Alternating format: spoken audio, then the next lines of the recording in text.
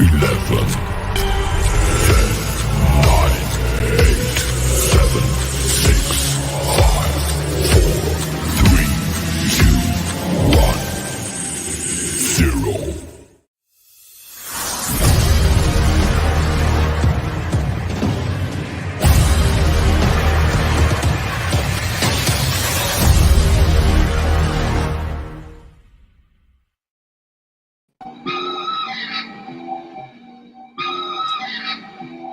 I knew you were going with this one.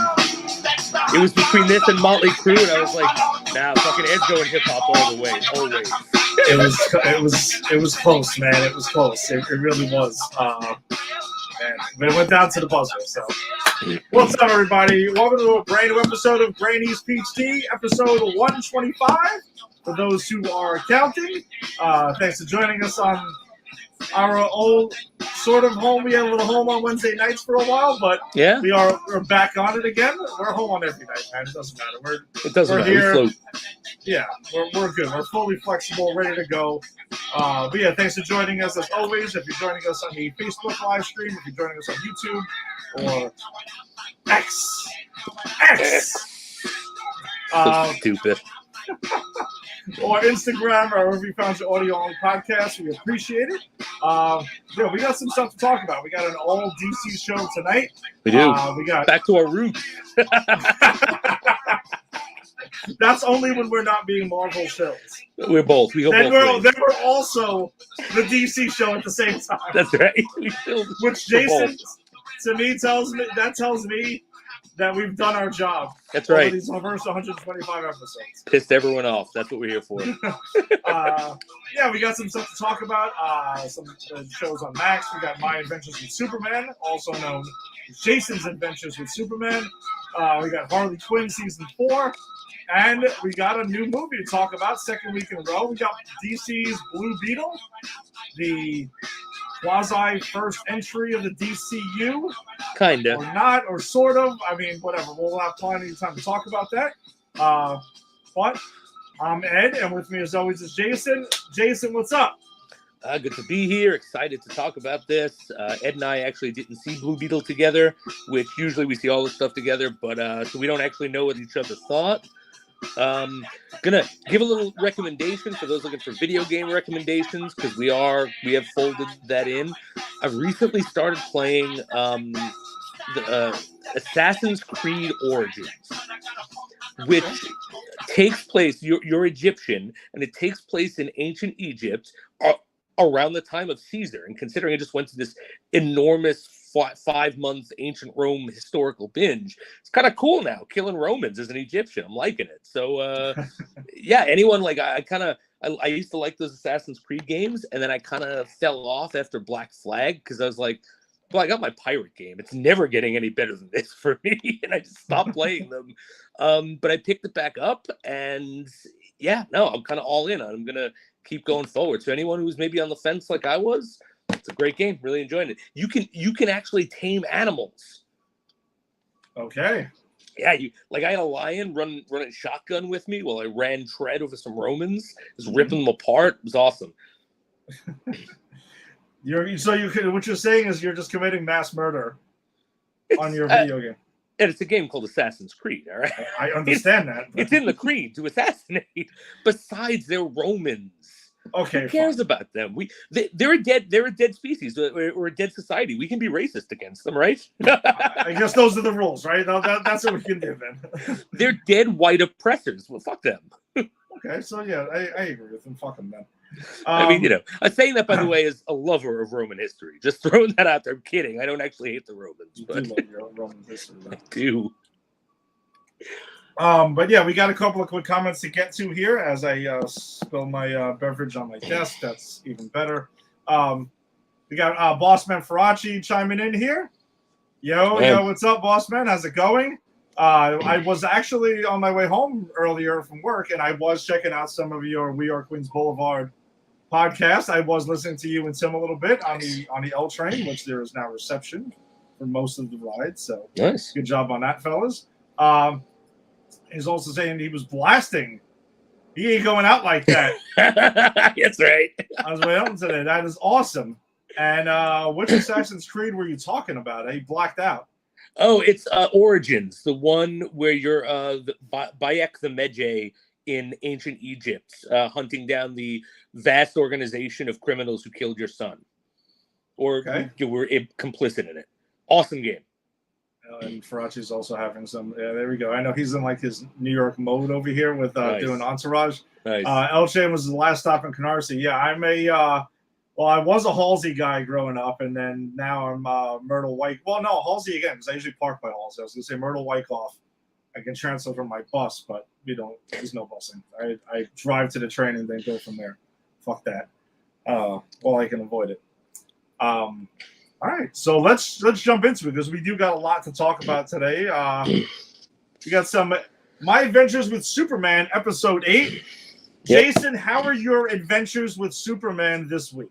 I had great adventures with Superman.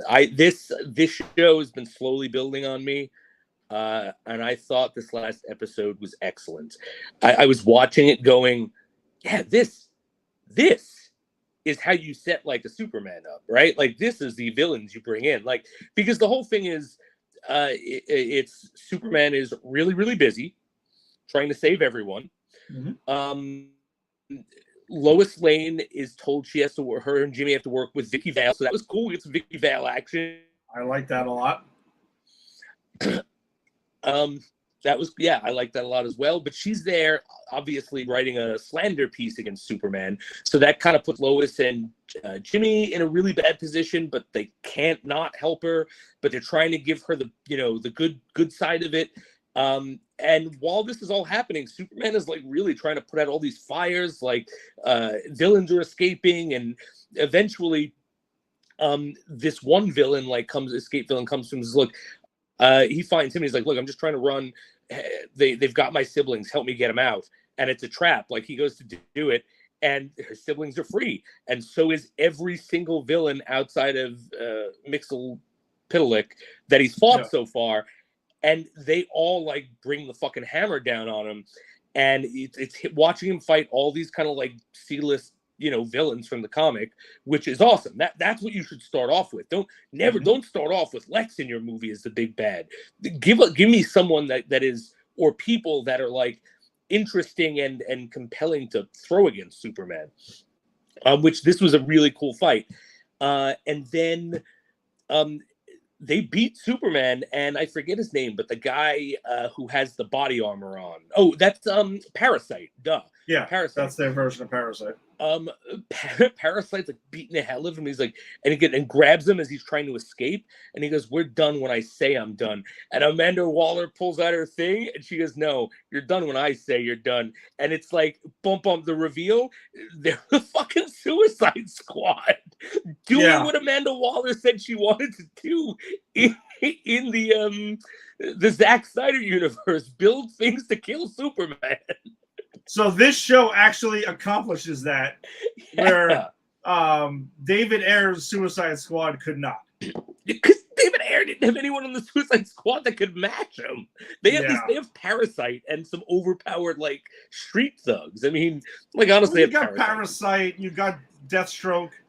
Deathstroke, and you got Livewire. I mean, that's pretty much what you got. I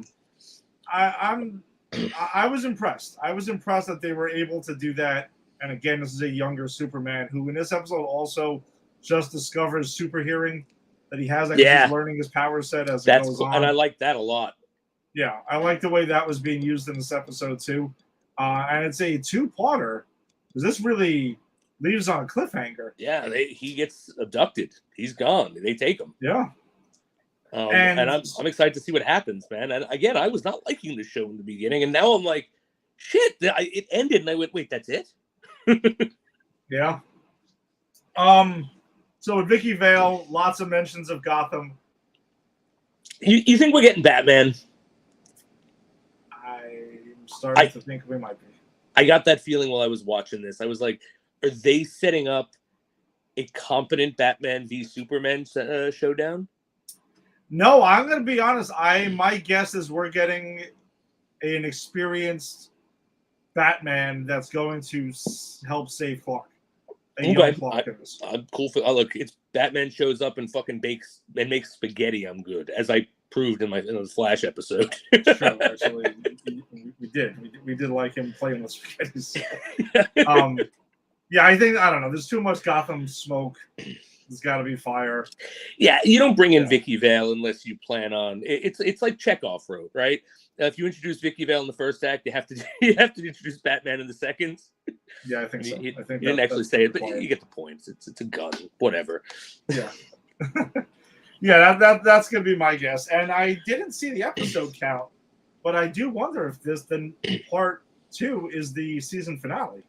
I don't know. I hope not, man. I'm really enjoying this ride. And something we didn't touch on is Lois is absolutely questioning Clark. Not Clark, but like, there are a couple times where the Vicky Vale kind of shuts her up, like, oh, so you think that someone who could just flick us away and kill us if he decided he wanted to should, have no boundaries?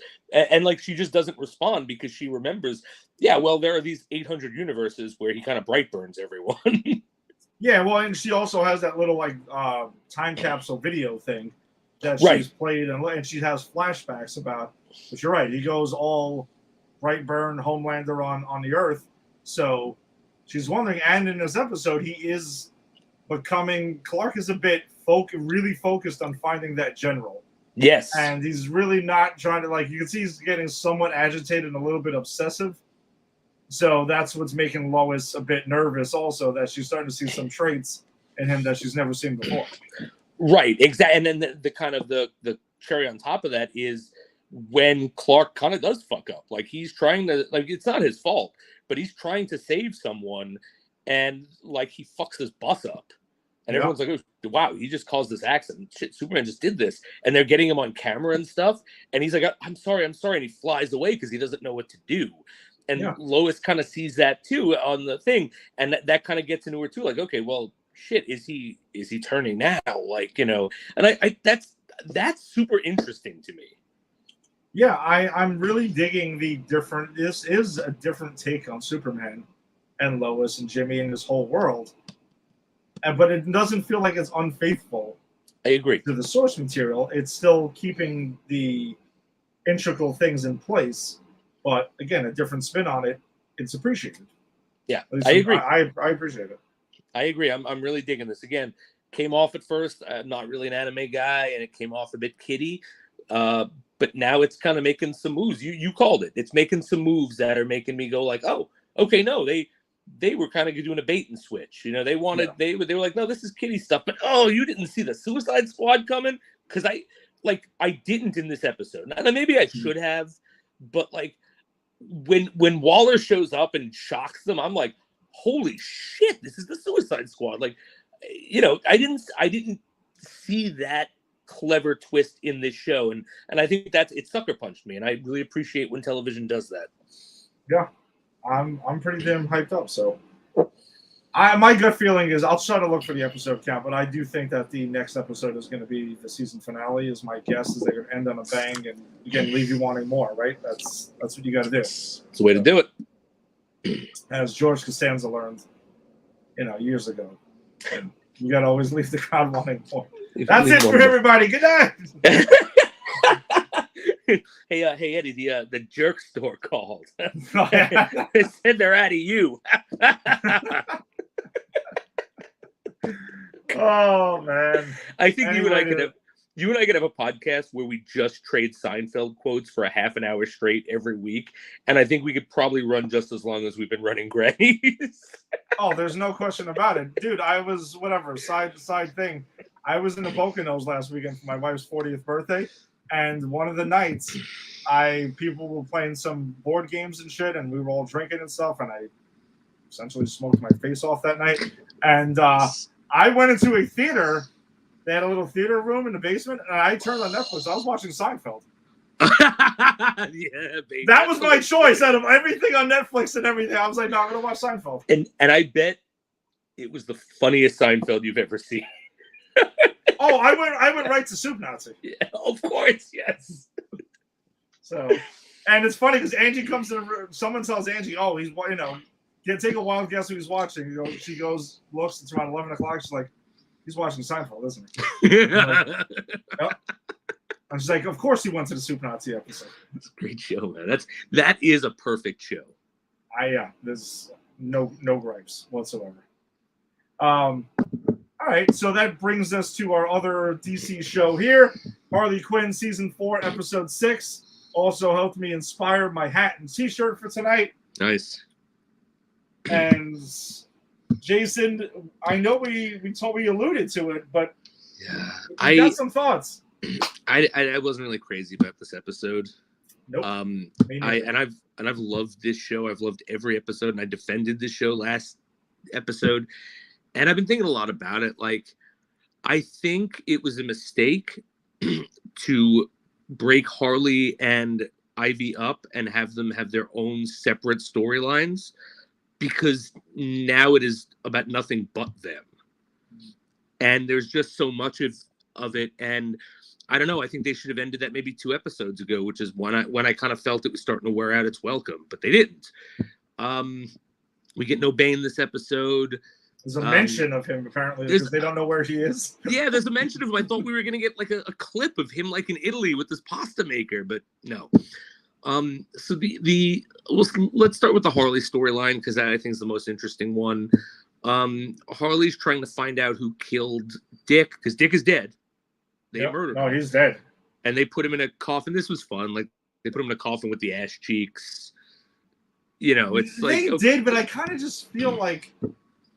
I don't know. I feel like that joke is getting beaten to death. I agree. That's why I didn't say it was funny. I said it was kind of fun. It was hysterical when they were trying to cut his ass off, but now it's like, you know...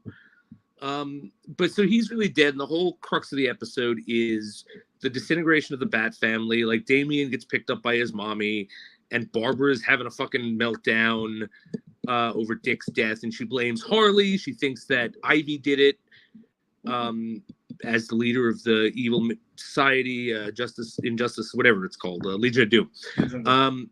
And so they're fighting, and Harley's really the only one trying to figure out who killed Dick.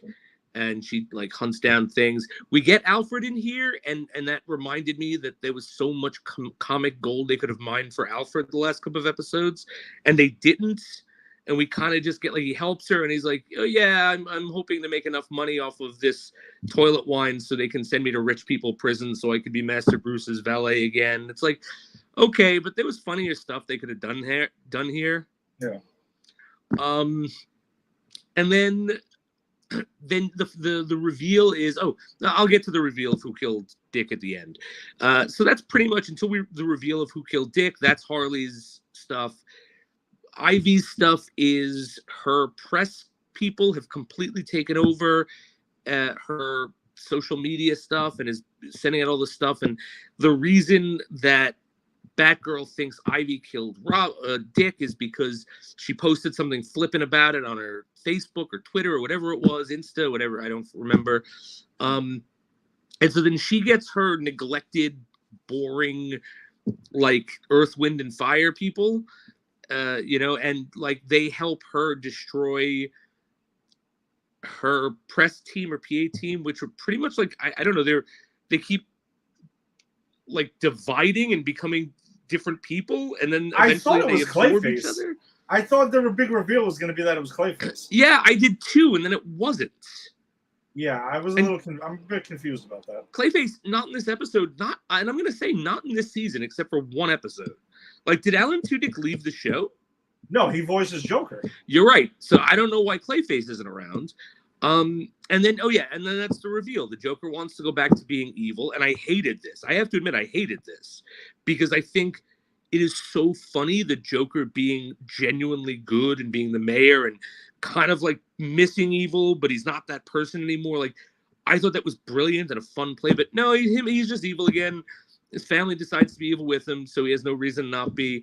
And he's the one who killed Dick Grayson. There you go. Episode's over. And I will say, with the Joker part of it, yeah, I don't know where they're going with this now, because now it's just like our traditional Joker, and I agree with you. We were both enjoying the fact that this show decides to do different things with their characters that's kind of off the wall. Well, Right, because But, they can, because you can't yeah. bitch about canon here at all. It's like No. they can do whatever they want because it's, again, Harley Quinn's fucking imagination. But yeah, I'm sorry, I interrupted. Go ahead. No, it's fine. But yeah, the whole thing with his family turning evil too with him, I thought that part was kind of weird. But I did kind of get a chuckle, at least, out of him saying that the reason he killed Nightwing is to, he plays the hits. So taking out a member of the Bat family is that I found, because again, it was a nod back to traditional canon. Right, right. That was fun. And I kind of found the whole thing with Barbara and former Commissioner Gordon and Jim Gordon was kind of interesting on one level, even though me and you both don't love what they do with Jim Gordon in this show. But the fact that, like, it was touching on something, I was like, wait, him being a bad father and stuff like that to her, and she was drinking and, like, furious that she was going to take out whoever, like, and she suspects it's Ivy, and that's where the headbutting is coming in. But then at the end, she runs crying past Ivy. Yeah, it was weird. It was just the way she was beating the shit out of everyone who was kind of close to her made you think she's going to go after Ivy, right? And start kicking her ass, and it's going to put Harley in an interesting spot of, like, what do you do now? That just never happens. No. So no, it's if I had to title this episode, it would be Missed Opportunities. Yeah, just I don't know. Like, I guess the only way I was trying to figure out what my issue is, and I'm starting to wonder, like, these last two episodes, at least, like, as crazy and zany as this show is and off the wall, is it getting too dumb? Is it just becoming dumb now? Maybe. Or maybe they're running out of steam. They're running out of things to do. I mean, well, that's what I'm saying. Like, you can do crazy, over-the-top shit as long as it's clever and it has a purpose. But now it's almost like there's no purpose to it. At least that I can see at the moment. No, I agree, and I think every season has a purpose, right? The season one is the establishing of Harley Quinn as her own character. Fuck you, Joker. Fuck you, Batman. They both disappear at the end of that season for a while, right? Mm-hmm. Second season is to explore No Man's Land through this Harley Quinn fucking Wonderland. Yeah. Third season is exploring and then getting rid of Bruce Wayne as a character, right? Pretty much, yeah. What are we doing in this season except like Harley's kind of exploring this anti-hero bad guy like dynamic of her, but not enough. And I think a lot of that is because, Harley Quinn on the Harley Quinn show is being sidelined by Poison Ivy. And I like Poison Ivy, but I mean, this is the Harley Quinn show. It was Harley Quinn was the main. Everyone else kind of revolved around her. And now we have two mains, and neither of them are really being done any justice to. And we're forgetting really good characters like Bane. And when was the last time we saw Jim Rash's Riddler? I mean, like, they've built up a cool, like, when was the last time we saw Mr. Mental, right? Who used to be a big part of the show. Dr. Psycho. Dr. Psycho, that's it. Like, there's, I mean, we barely got King Shark in this. And he was the best part of this episode, where him and Jim Gordon are trying to take care of his fucking shark kids. Yeah, that part I actually found kind of interesting. So they did something decent that I liked with Jim Gordon. Yeah, me too. I thought the same thing. But I think that's the thing, is I think they're focusing on, they made two main characters, and at the expense of exploring one really well, and all of their fun side characters. I think that was a mistake. Yeah. We have a couple of comments we'll throw up here too by our Roger Dowdle. Thanks for joining us, dude. He says it's DC. They're having identity issues. They're trying too hard to be Marvel.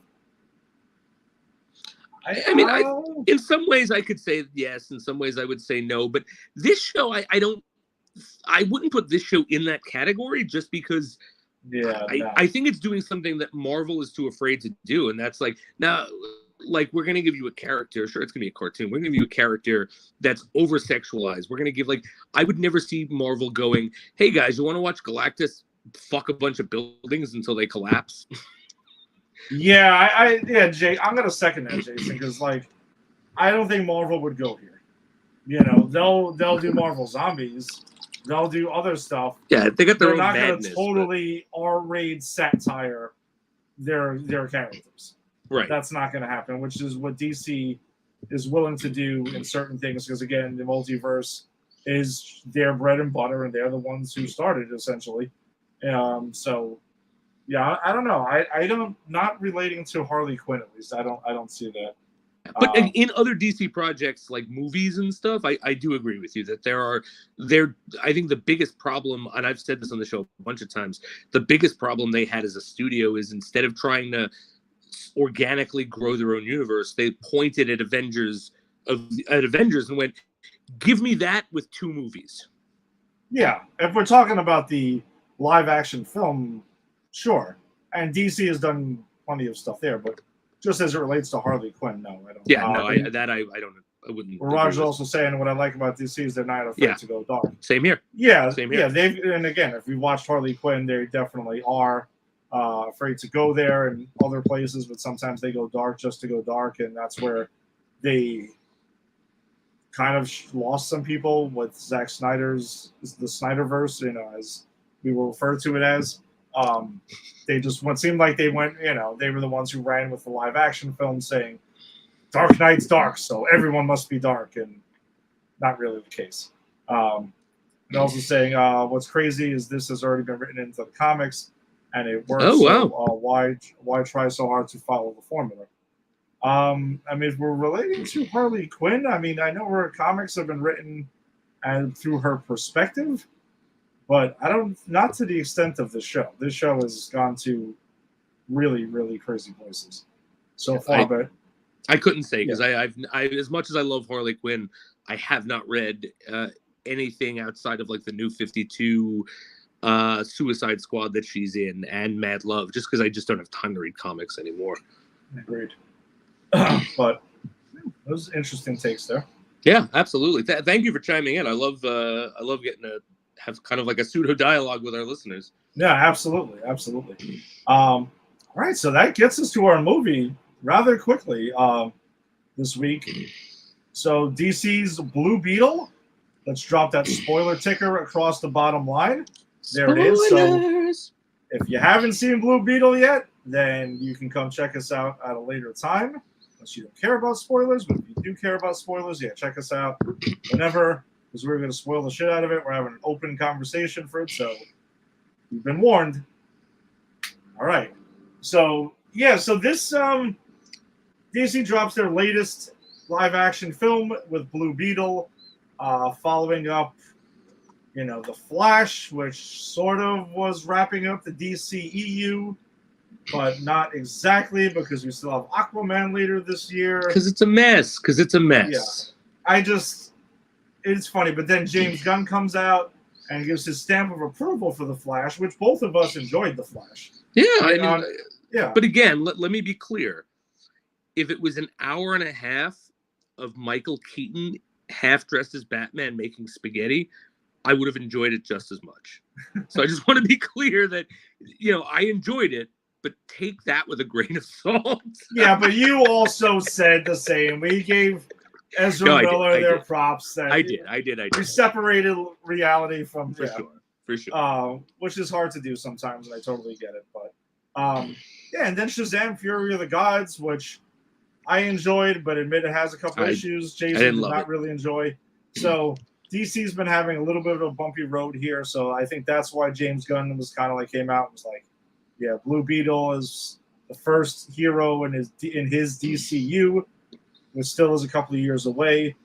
I guess trying to give the vote of confidence in there, because we've speculated various reasons to why DC movies really have failed in the box office.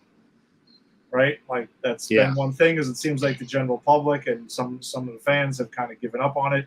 Some might be waiting for James Gunn, like Superman Legacy, to kick things off. Like really officially.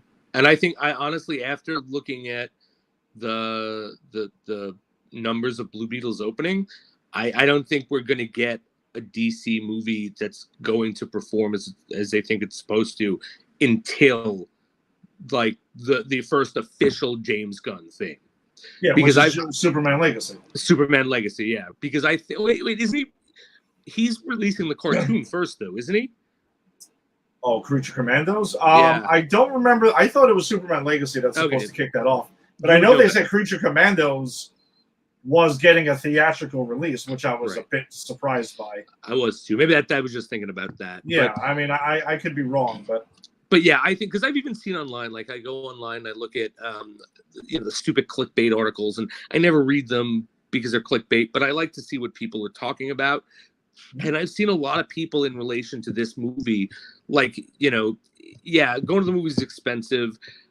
I didn't see The Flash either. I'll go out when James Gunn is done, starts it. People are saying that. So I think, because this movie underperformed, but I don't think it's commensurate to the quality of the movie. And we'll get into what we thought about the movie, but, I don't think this movie underperformed because people thought it was going to suck. I think this movie underperformed because A, superhero fatigue, it is real. And B, people are like, all right, well, DC, all right, they're putting out another fucking thing that they're changing the universe, so I'll just go when it changes.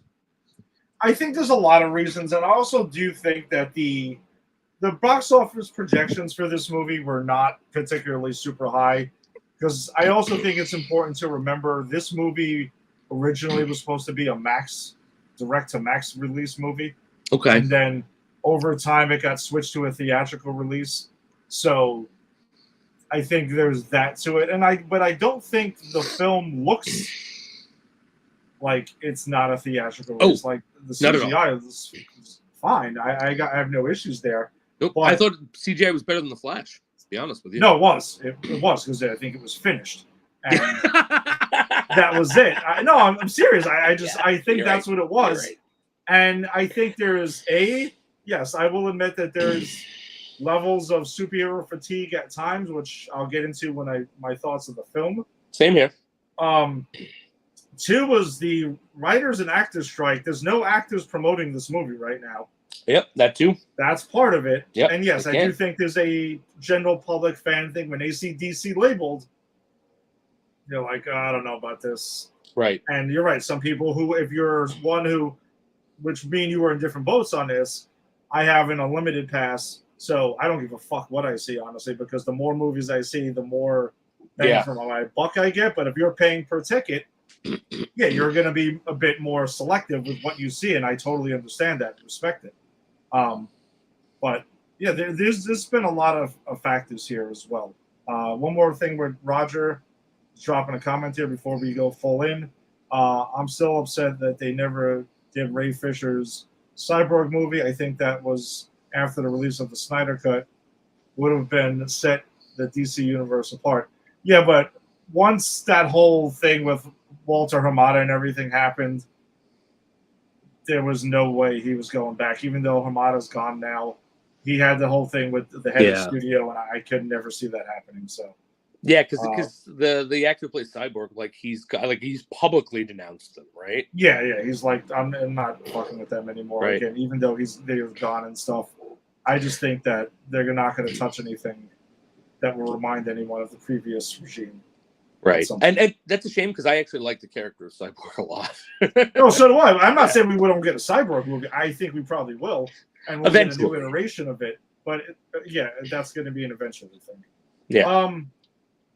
All right, so overall thoughts of the film itself then. Like, Jason, well, you can start off. What did you think? So, overall, I really liked the movie. I enjoyed it.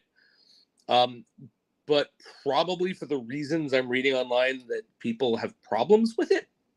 Okay. And so what I thought worked really well about this movie was the actor who plays Jaime. I think he's really good, really charming. I think the family is the core of this fucking movie. Like the father and the abuela and the mother and George Lopez as Uncle Rudy. Can I tell you that I am not a George Lopez fan? Not that I hate the man. I just never found him funny.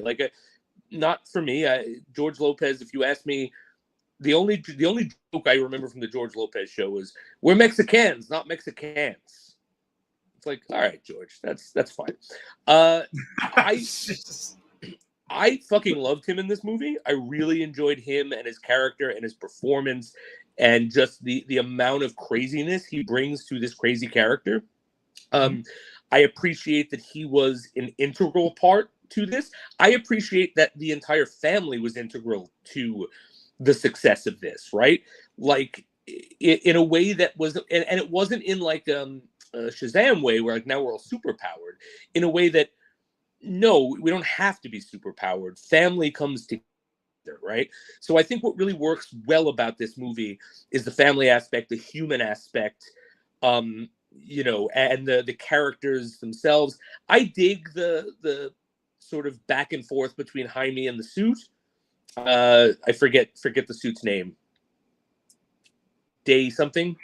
Yeah, Day G or I'll look something? it up quickly. But go ahead. Yeah. Excuse me, you know, but like my least favorite part of this stuff was like the action stuff. Like I think the action stuff is kind of boilerplate origin story. Like this is a boilerplate origin story if you take the family out, right? Like watching it, and I'm not saying this movie ripped anything off, but there's just so many of these movies out at this point, and this is where I'm gonna bring in superhero fatigue. It's Kaiji. I'm watching Kaiji is the name Kaiji of of the symbiote. Thank you. Scaring. Because I'm watching it and I'm going, oh, so the suit automatically protects the wearer, and his whole thing is he has to master that. Like the Spawn movie, that's cool. Oh shit, he cut a bus in half, like Shang-Chi. Oh, his villain is this is the like part of the plot of Iron Man, isn't it? And that's the thing. I don't think this movie intentionally said we're gonna steal parts from things. I just think that we have had so many superhero movies and so many origin superhero movies that it's almost become like it's boilerplate, right? There's a fucking you got to fill the slots and check the boxes, right? And I think where this movie really succeeds is in saying, you know what, we're gonna sort of look at character over action because they kind of know, okay, yeah, we're gonna put the action in. The action's fine. But we're also going to give you a lot more character than you're expecting, and not just Jaime, but his whole family. And they're all going to play a part, and there's going to be real stakes and real loss, and it's going to feel real. And I think that's where it works, like on the human part. There's a part of me that wants to throw something at you right now because I feel like you stole part of my review. I'm sorry. We didn't talk about it. No. I for me, this movie was a bit of a mixed bag. I do agree that the family stuff works more than the superhero stuff. Not that the superhero stuff doesn't really work, but I agree, and that's what I mentioned earlier about the superhero fatigue part of it, which I do think, yes, I agree. Cutting the bus in half, even in the trailer, I'm like, Shang-Chi. Yeah. Suit, obviously. A bit, I know, like Tim was joking about Mexican Iron Man and stuff, but yes, this is different because this is kind of like an Iron Man mixed with Venom in a way. Yes. The symbiotic nature of this. Yes. And they both have different things that are going on here. You know, like Jaime teaches the Kaiji the way of not killing, kind of like which I like. Venom symbiote. Yeah, and then he learns by the end of the movie. Most of the things with the family and with like the human aspect do work for me in this. The superhero stuff, it doesn't not work for me. I just agree that it's just basically kind of feels like everything we've seen already. Exactly. Like if this movie came out and started the DCEU, like before Man of Steel, if this is the first DC movie you saw, and what do we place that? Maybe 3, like we're in the Avengers in the MCU, so it's still a baby. Yeah, we're impressed by this movie. Yes, and that's what I think is part of it. Now, having said that, the fact that I do think this movie has been getting and should be getting a lot of credit for is that, yes, you know, for a Latin American superhero, and it leans into this a lot. I thought it was a huge credit to it. And I think also going into it, they're like, how do we make this different? Because they probably also knew that this could feel at times like the same old superhero stuff. And that's where, for me, there was a big difference in there, and the crowd that I saw the movie with, you can kind of sense that was there. There was even a standing ovation for this movie afterwards on a Sunday night, and I felt like that was the part of it that is a huge bonus for this movie, that is a huge win. And that I give kudos to. But it's funny that the superhero movie with superhero stuff kind of is the part that falls out. There's a couple of acting things in this movie that doesn't work for me either. Like, I felt like Susan Sarandon was, I don't know, was she over the top? I mean, she seemed weird in this movie. They told Susan Sarandon you're playing a comic book villain, and Susan Sarandon, who's probably never read a comic book, went, okay. All right, so it wasn't just me. No. Because she's a phenomenal actress. She's fantastic. But in this, it was like... She's hamming. She's Anthony Hopkins in fucking Bayformers 5, where she's hamming it up. You know, like at the end when she's like, "No, don't kill me. We can make this right. I can help you." It's like, relax.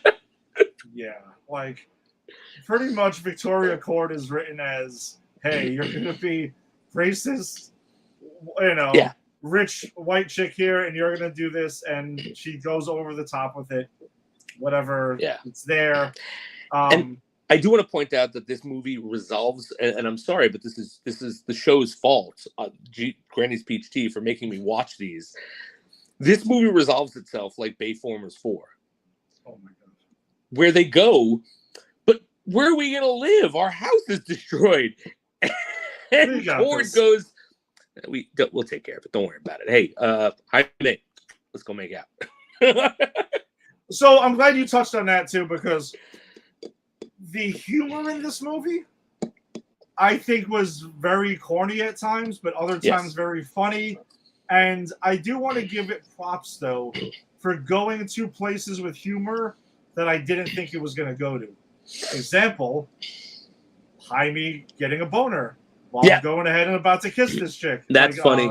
And he's covering up his crotch when he's walking away, and I'm like, and then you hear the symbiote going like, "Your blood pressure is going up. You're rising. Shut up." Like, I thought that was fun. I'm gonna be honest. No, that's where some of the humor worked for me, because number one, it was totally unexpected. So when this movie gives me things that I haven't seen in a comic book movie before, that's when I'll give it all the credit in the world. Mm-hmm.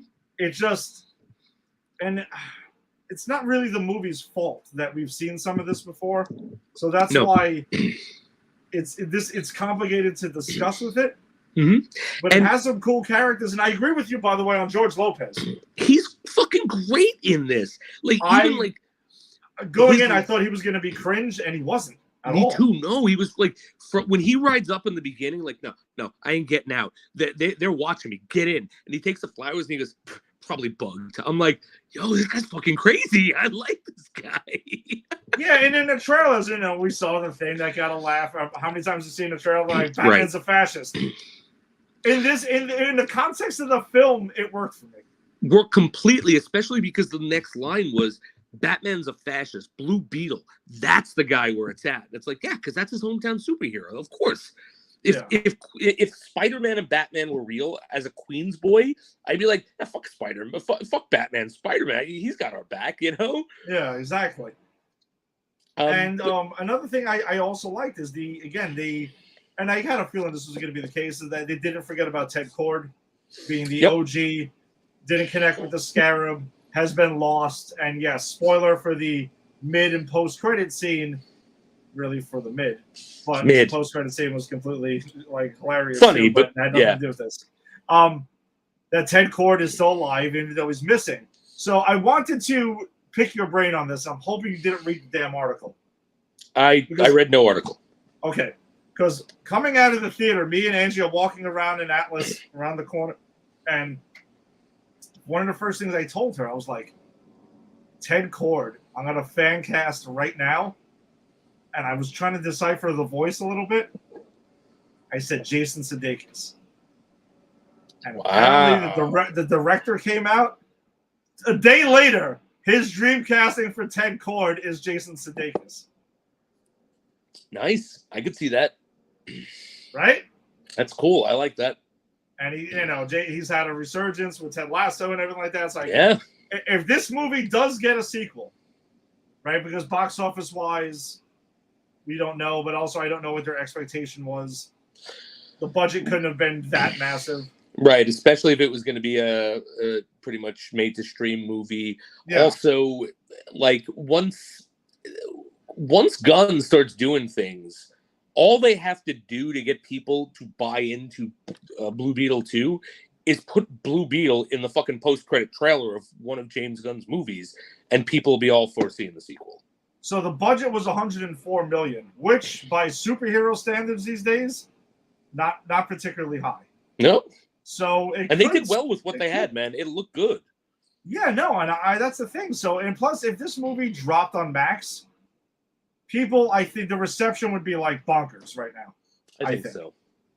I think it would be getting much more of a thing. But it seems like anyone who's actually seen the movie seems to have enjoyed it. My whole bottom line thing is, I didn't love it, but I appreciate a lot of things about it.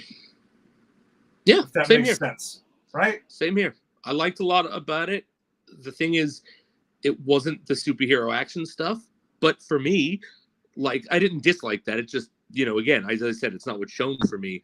But that's not what I go to these things for anymore at this point, because like, as I could, if I wanted to see really cool action, I could watch any one of the movies that were made that I liked from before. Yeah. I'm going for something different, something new. I feel that this movie tried to give us that and did to a certain point. Maybe not enough, but enough for me to go, you know what? There was something here. This wasn't a soulless cash grab. There was something here, and I appreciate that. And let me ask you a question, Ed. Like, when spoilers, when Jaime's dad died, tell me you weren't fucking choking up. I was to an extent, and yeah, I mean, again, for a while, I'm saying for my own personal thing. Oh yeah, that will always strike a chord. It didn't. But I'm saying no, it's fine, but it didn't strike the chord as much as The Flash did. And even though that had to do with his mom, when he says goodbye to her, when Barry says goodbye to her at the end, that struck more of a chord. But I did like the father a lot in the aspect, and yes, him seeing him in the, in the kind of afterlife type thing that was going on there, and them serving their purpose. It reinforces the family stuff works for me. Even the grandmother with the big gun and everything in the trailer, I thought that was gonna cringe at that.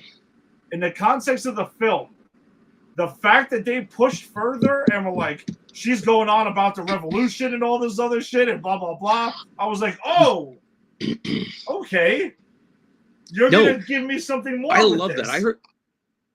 Yeah, I saw people trashing that and the grandmother, and I'm like, I actually like that because they could have just been like, "Nah, I'm a rockin' granny." We've seen that 100 times in movies, but like, she gets into it, and they kept like, "Granny, grandma, what happened?" Like, I'll tell you later. But like, and you of course never find out, but like.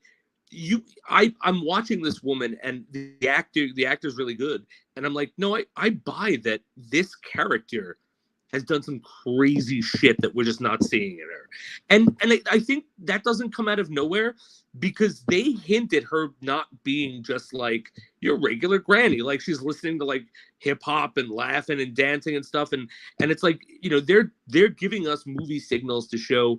No, there's something more to this character than a stock granny character. Pay attention. Mm-hmm. So it worked for me. No, it did, and that's the thing. So within context, I enjoyed it, but I do want them to pay this off, though. Yes. Right. I want to learn more about I can't believe I'm saying. I want to learn more about the grandmother and her whole situation with the revolution and everything like that. Like, I want to know more, and. Yeah, and the sister, by the way, I also give kudos to the sister because I felt like that was a very real relationship. Yes, he had with his sister. Mm-hmm. His sister's busting his chops constantly and this and that. She's such an asshole. I really liked her character, and that's what I'm saying. Asshole. Yeah, and also one thing that Angie had mentioned that I thought was interesting too is, so with the mother, appears like she fits within this. They didn't go with like Selma Hayek as the mom, No, right. or Jessica Alba or something like that. Like the family just looks and feels like they would actually be a regular down to earth family. And I think that's why the father's death hit me so bad, because I have to admit, like, the father's death in this hit me worse than Barry saying goodbye to his mom. Okay. Partly because I know how that ends, and I had no idea this guy was going to die, honestly. I agree. Neither did I. And I should have the second they said he had a fucking heart attack, but, you know, in the past, but I didn't. Yeah. But just the fact that, like, they felt like such a tight-knit family, the whole family aspect, even with George Lopez. And I'm not saying, like, oh, he sucks. I'm saying, in my mind, that's George Lopez. I don't know any of these other actors, because I know Jaime, the guy who plays Jaime, is from something, but I've never seen it. So all of these actors are just the characters for me. I've never seen them in anything else. And then there's George Lopez, who I'm very familiar with for decades. But it all works so well that even George Lopez being famous as this Uncle Rudy, because he's playing this wacky character, it works, and it feels really real. And so when the father dies, and when the sister starts crying, who's been like this fucking stone cold, nothing bothers me. And then like when Jaime like is getting kind of confident and thinks he can save his father, and his father dies, not because it's fault, but because he gets got before he can help him. I was like, wow, all of this felt real to me because the family felt real to me. You know what I mean? Yeah, I'm with you on that. I'm with you. So we mentioned Victoria Cord, and you know, both of us kind of feel like whatever she could have been. Yeah, she's fine. She's fine. Yeah. But Carapax.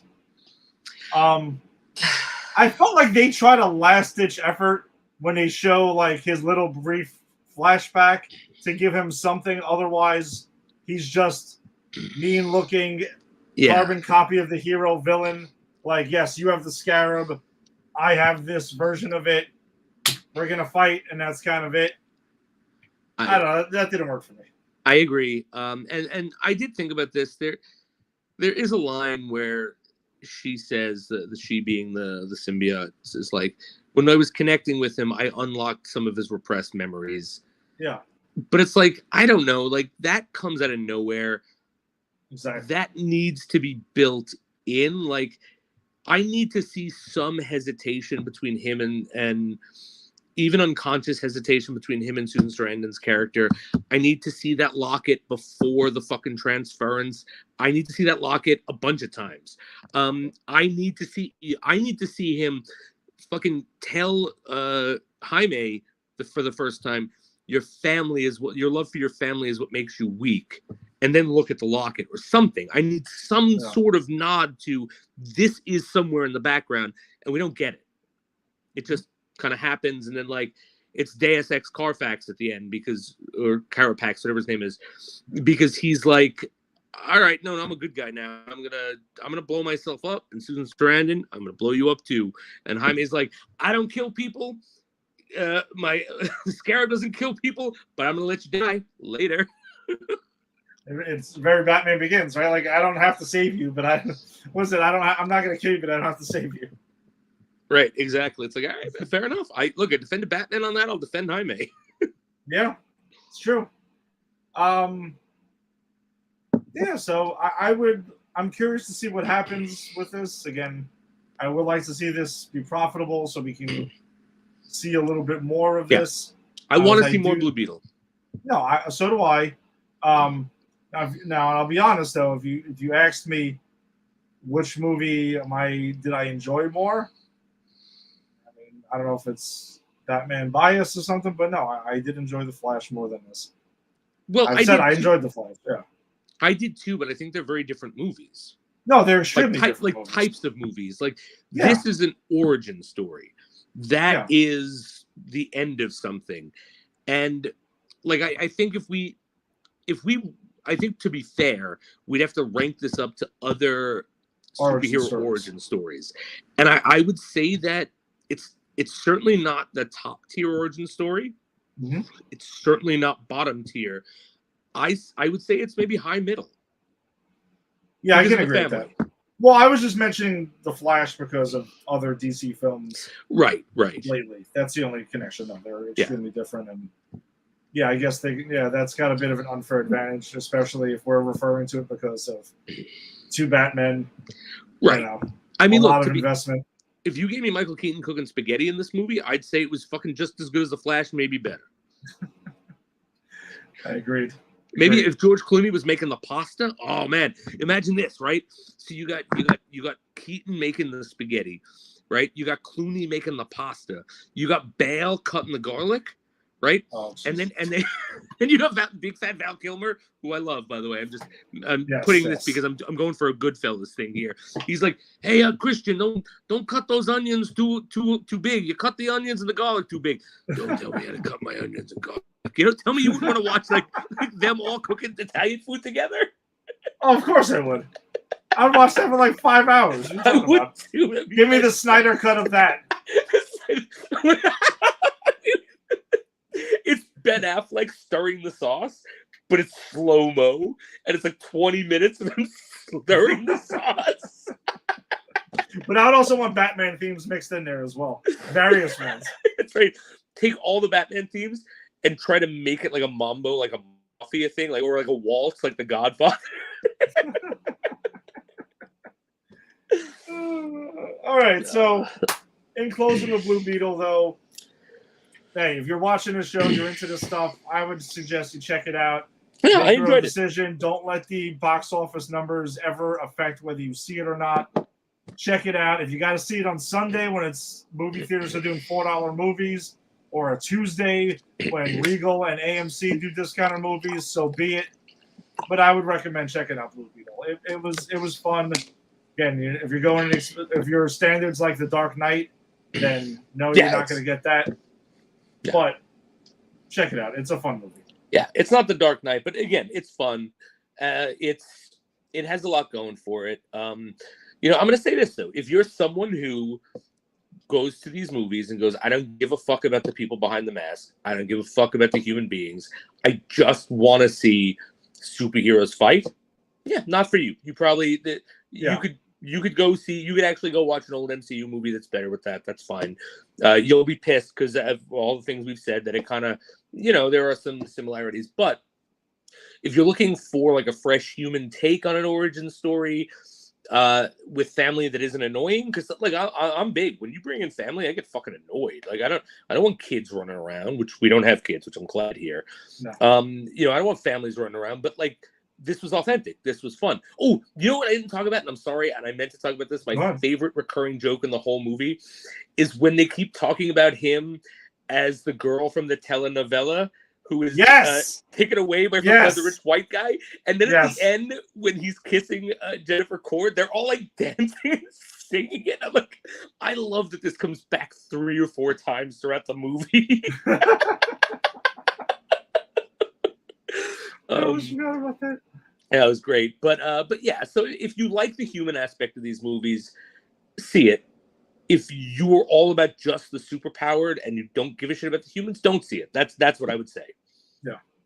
It's been there, done that. Though. Yeah. All right. So that pretty much does it for us this week. As always, thanks for joining us and supporting.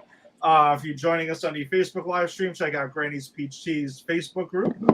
There's a lot of cool stories and random comic shit that we share on the page on a daily basis, so check that out. You can also find our weekly episode pinned there. Also check out Pop Culture Pros Facebook group and popculturepros.com because that's who we are presented by. If you're checking us out on YouTube, subscribe to Pop Culture Pros, and if you're following us on X, you can follow at Jesus at Pop Culture Pros.